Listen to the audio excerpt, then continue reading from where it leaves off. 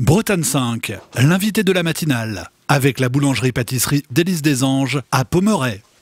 Et tout de suite, à 8h41, horaire un peu inhabituel pour notre invité de la matinale, nous accueillons Daniel Queff, maire honoraire de Langouette en Ille-et-Vilaine, qui s'est illustré dans la lutte contre les pesticides. Il est candidat aux élections régionales avec une liste sans parti politique.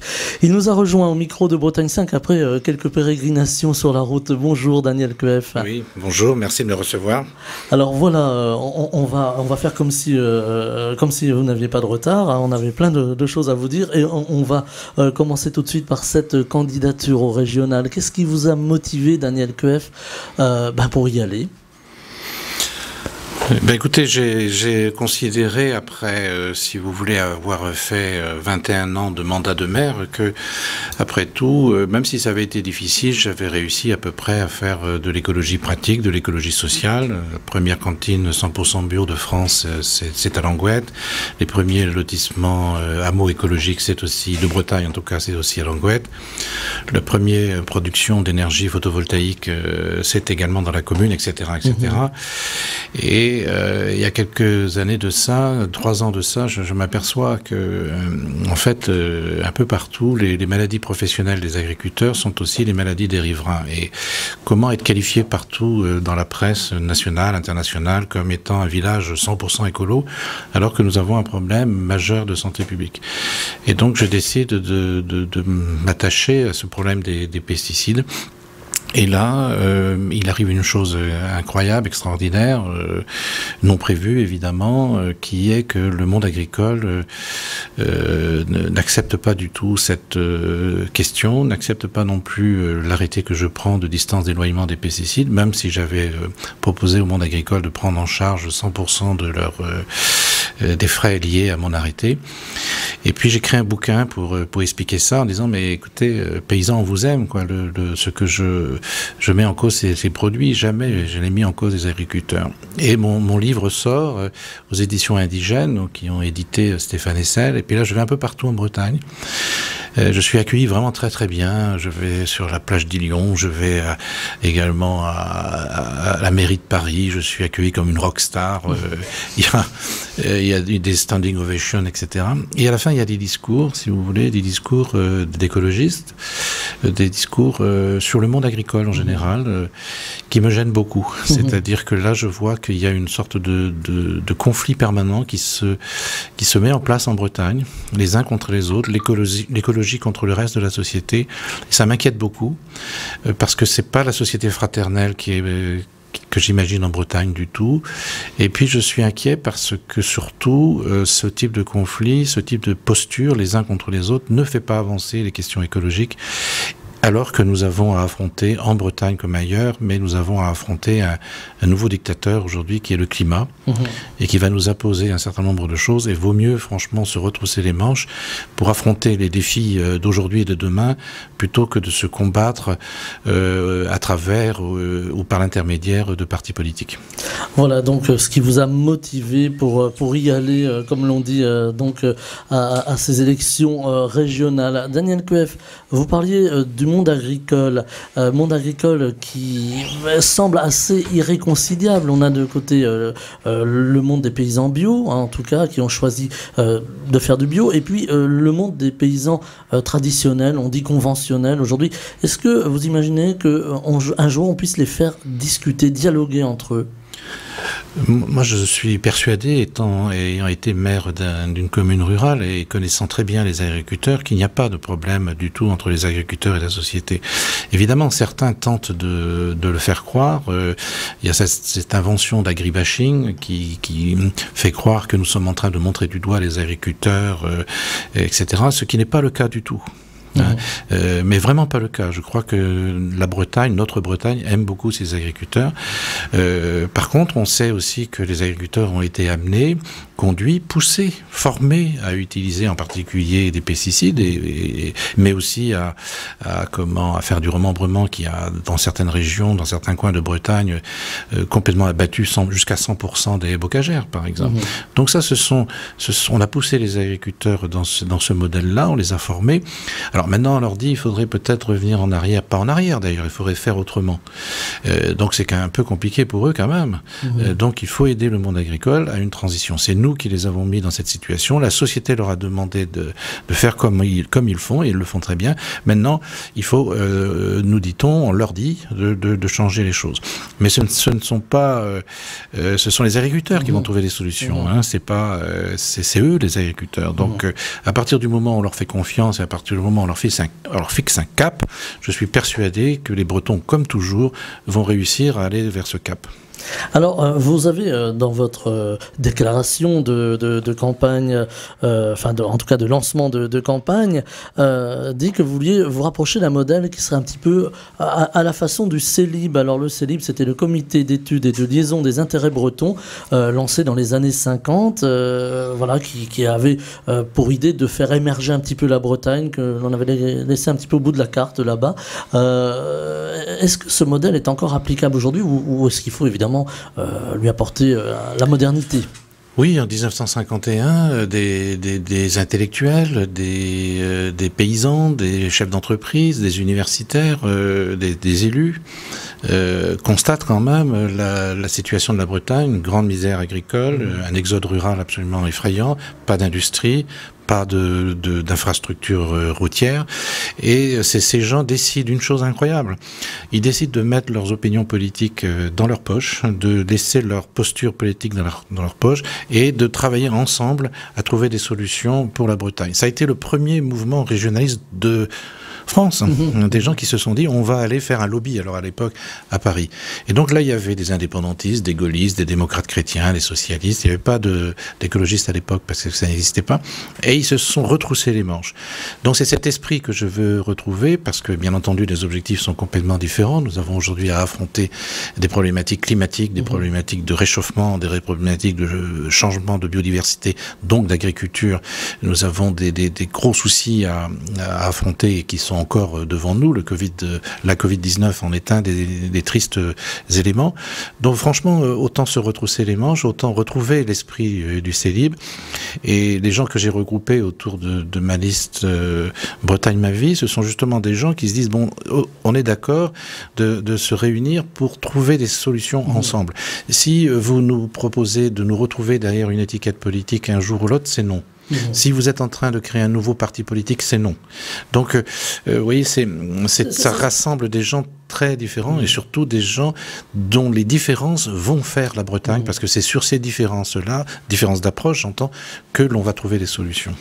Alors c'est plus sur la réflexion, effectivement, que sur la politique que vous appuyez aujourd'hui, Daniel Coef. Je comprends pas trop votre question. Parce que... Je veux dire, voilà, vous n'avez pas voulu politiser, donc vous appuyez plus sur la réflexion entre les personnes pour pouvoir faire avancer ce projet pour la Bretagne. Nous sommes dans une liste très politique, vous savez. C'est une liste politique, mais c'est une liste sans parti politique. Voilà, sans parti. Hein. Donc, effectivement, il y a beaucoup de réflexion, mais il y a surtout beaucoup de pragmatisme. C'est-à-dire, il s'agit de définir ce que nous allons faire, 7 challenges pour la Bretagne, et ces 7 challenges, il s'agit bien de les concrétiser. Il ne s'agit pas de faire de la littérature ou de la rhétorique. Il s'agit véritablement d'action politique. Alors, est-ce qu'on peut les détailler, ces 7 challenges, très rapidement ?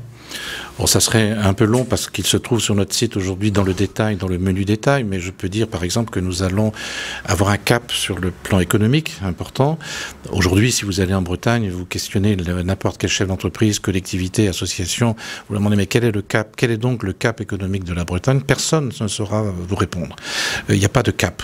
Et donc là, on va définir un cap qui est celui important avec un indicateur qui nous inspire, c'est l'origine green irlandais, mais il y en a d'autres également, comme ceux mis en place en Wallonie, qui nous dit, voilà, nous allons créer un indicateur breton de prospérité durable qui nous permet d'avoir un cap, c'est-à-dire que toutes les décisions politiques, toutes les décisions seront prises en fonction de la tenue de ce cap.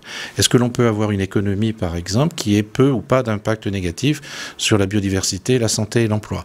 Est-ce que l'on peut travailler avec une collectivité, conventionner avec une collectivité qui s'engagerait de façon volontariste dans cet indicateur breton de prospérité durable? Donc c'est un cap économique.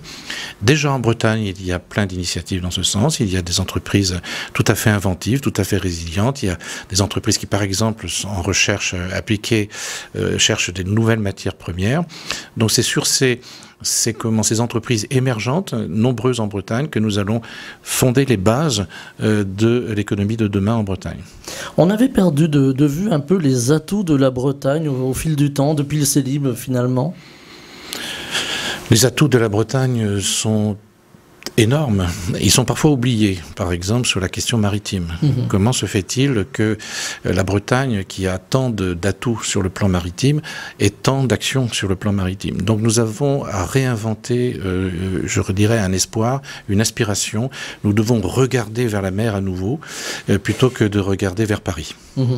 Donc on parle beaucoup aujourd'hui dans ces élections de Bretagne fédéraliste, justement de tourner un petit peu le dos à Paris. Quelle est votre position là-dessus ? Je crois qu'on a la chance d'avoir une région à 5 départements qui a un trait de côte tout à fait extraordinaire sur lequel nous pouvons travailler évidemment de façon concertée. Nous avons 2 langues, donc le breton et le gallo, ce qui est une force toujours. La culture est si importante. C'est d'ailleurs ça qui nous anime le plus en Bretagne, c'est véritablement ces notions culturelles. Donc la Bretagne est à portée de décision politique, est à portée de nos décisions politique à partir du moment où les Bretonnes et les Bretons décident de s'engager sur des objectifs communs. Alors on parle aussi beaucoup, Daniel Cueff, d'une assemblée de Bretagne avec une possible disparition des départements. Là aussi, quelle est votre position ? Écoutez, moi, sur ces aspects-là, mes équipes sont tout à fait prêtes. Nous avons un projet de loi. J'avais même, à l'époque, il y a quelques années, écrit un livre là-dessus, La Bretagne, un horizon démocratique pour notre République, dans lequel je parle beaucoup de l'Assemblée de Bretagne. J'avais fait expertiser auprès de Jean-Jacques Urvoas, à l'époque, qui était président de la Commission des lois à l'Assemblée nationale, ce projet de loi qui instaurerait à constitution constante l'Assemblée de Bretagne. Donc, nous pouvons le faire, pour peu que les départements le souhaitent, pour peu que les métropoles le souhaitent, nous pourrons le faire. C'est prêt. Sauf que je n'ai pas une grande confiance en la capacité de l'État à nous l'autoriser. Et donc je propose, en attendant, et dans le même temps d'agir à constitution constante, notamment sur le règlement intérieur du Conseil régional, qui la loi nous demande de le promulguer 3 mois après l'installation du Conseil régional, et nous créerons là une forme de démocratie tout à fait nouvelle, où nous aurons une assemblée régionale divisée en 2 parties, si vous voulez, une assemblée régionale qui sera en relation, des conseillers régionaux qui seront en relation avec les pays de Bretagne, et un exécutif dont la mission sera d'exécuter. Aujourd'hui, c'est l'exécutif qui fixe la politique et c'est l'exécutif qui fixe l'ordre du jour de l'Assemblée régionale. Ça sera fini. Plus de démocratie, plus de contrôle aussi finalement sur ce qui est mis en place et l'exécutif, la façon de le mettre en place et de le concrétiser finalement. Non, le mot contrôle vraiment échappe à mon logiciel de politique et de réflexion. Je déteste ces termes-là. Je préfère le mot d'évaluation, de mise en perspective des valeurs, etc. Non, notre projet, si vous voulez, notre ambition, c'est, en arrivant en Bretagne, à la gestion de la région Bretagne, j'entends, c'est de supprimer entièrement les appels à projets. Les appels à projets, vous voyez, aujourd'hui, c'est quelque chose de terrible. Le projet envahit notre société. J'étais l'autre jour avec un jeune de 14 ans à qui des gens demandaient de faire un projet professionnel pour trouver un stage de 3e. Vous voyez, quelque chose qui ne va pas. Et tout est comme ça. C'est trop compliqué finalement. C'est pas trop compliqué, c'est une façon de contrôler la société. Alors vous avez des structures, des grandes entreprises, des grandes agglomérations qui, elles, sont capables de regarder quels sont tous les appels à projets qui existent et de pondre des projets, voire d'en créer spécialement, si vous voulez, pour répondre aux projets. Puis surtout, vous avez beaucoup de situations en Bretagne, mais beaucoup, c'est incroyable. Je le savais, mais en parcourant la Bretagne depuis 2 ans pour ce projet, vraiment, je ne pensais pas que c'était à ce point, où vous avez aujourd'hui des gens qui ont des projets, mais ces projets, si vous voulez, ça rentre pas dans les cases. Donc ils sont obligés de changer leur projet, de modifier leur projet pour que ça rentre dans la case. Ouf, ils arrivent à y rentrer. Quand ils sont rentrés dans la case, ils ne peuvent plus en sortir. Voilà, on peut pas aller au bout du projet comme on avait imaginé. Ils sont bridés par des conventions, des financements, des accords, des contrats, etc. Ils ne peuvent plus en sortir. Ils auraient fait autrement dans la réalité. Mieux, mais on les a empêchés. Et puis il y a tout un pan quand même, et ça c'est plus grave, de la population bretonne qui n'a pas accès à ces projets. On ne sait pas par quel bout prendre le truc. D'abord on ne comprend pas les dossiers, et vous avez aujourd'hui toute une technocratie qui s'est mise en place et qui pond des procédures, à longueur de journée. Et on l'a vu d'ailleurs avec la Covid-19, à quel point les procédures se sont cassés la figure parce qu'il n'y avait plus moyen de les mettre en place puisque tout le monde était un peu était complètement confiné. Donc c'est intéressant de remettre ça en cause et c'est très facile à faire, il suffit de le décider. Personne ne peut nous empêcher de le faire au titre de la libre administration des collectivités. Nous le remplacerons par des appels à propositions. Voilà un challenge que nous proposons. Nous proposons un challenge sur les langues de Bretagne. De les faire revenir les langues de Bretagne à la mode. Facile à dire. Mais qu'est-ce que vous avez à proposer, vous, associations, vous, collectivités, vous, entreprises, pour que ces langues redeviennent à la mode? Et c'est sur la base de ces propositions venues du terrain, donc des propositions, vous voyez, une gestion du bas vers le haut, j'aime pas cette expression, mais en tout cas non jacobine, qui va animer notre gestion du Conseil régional de Bretagne. Alors justement, j'allais parler aussi de ces populations. Vous disiez tout à l'heure qu'ils n'avaient pas accès au projet parce que c'est compliqué, parce que c'est pas forcément envie d'eux. Et puis il y a aussi la précarité en Bretagne. Elle est là comme ailleurs. Comment faire en sorte que on fasse diminuer la précarité dans notre région?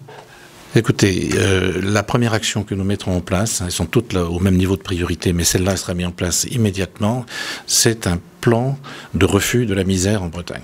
Ouais, très clairement, même si ce n'est pas la compétence de la région Bretagne directement, mais nous allons nous proposer aux différents acteurs d'être un peu l'animateur global de ces problématiques-là. Alors, vous avez des collectivités qui sont tout à fait intéressés par ça, et vous avez tout le milieu associatif. Vous avez un milieu associatif en Bretagne solidaire comme jamais. Peut-être parce que nous nous rappelons, peut-être dans la misère dans laquelle nous étions il y a encore 70, 75 ans, mais il y a une sorte de solidarité, de travail en réseau qui compte. Donc sur la base de ces compétences partout en Bretagne, nous allons vraiment faire un plan de refus de la misère en Bretagne, parce que cette misère, elle est importante en milieu rural comme en milieu urbain, et elle s'est aggravée dans tous les secteurs, y compris le monde étudiant aujourd'hui qui est en grande souffrance et qui même n'arrive pas à s'alimenter. Voilà donc le plan de refus de la misère. Alors finalement, et on va presque conclure car le temps passe vite ce matin, on avait un petit peu de retard, je le dis pour les auditeurs, mais voyez, on arrive quand même à retomber sur nos pieds comme l'on dit. On sent dans votre projet, Daniel Cueff, que l'humain, alors c'est un peu un lieu commun de dire aujourd'hui, l'humain est véritablement au centre, en tout cas l'humanisme que vous voulez faire ressortir à travers de ce projet. Notre liste s'appelle Bretagne ma vie. En Bretagne, on a tous compris, mais ma vie, c'est parce que, en fait, les gens sont ouvriers, sont agriculteurs, sont chefs d'entreprise, etc. Et la Bretagne, c'est leur vie.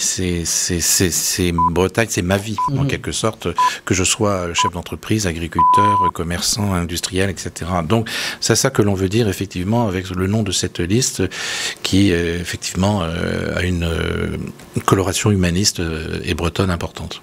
Eh bien, c'est là-dessus que nous allons nous quitter. Daniel Cueff, je rappelle pour les auditeurs que vous êtes donc maire honoraire de Languette en Ille-et-Vilaine, que vous vous êtes illustré dans la lutte contre les pesticides. Vous êtes donc candidat aux élections régionales avec cette liste, alors sans parti politique, mais politique quand même, Bretagne ma vie, et vous étiez notre invité dans la matinale ce matin.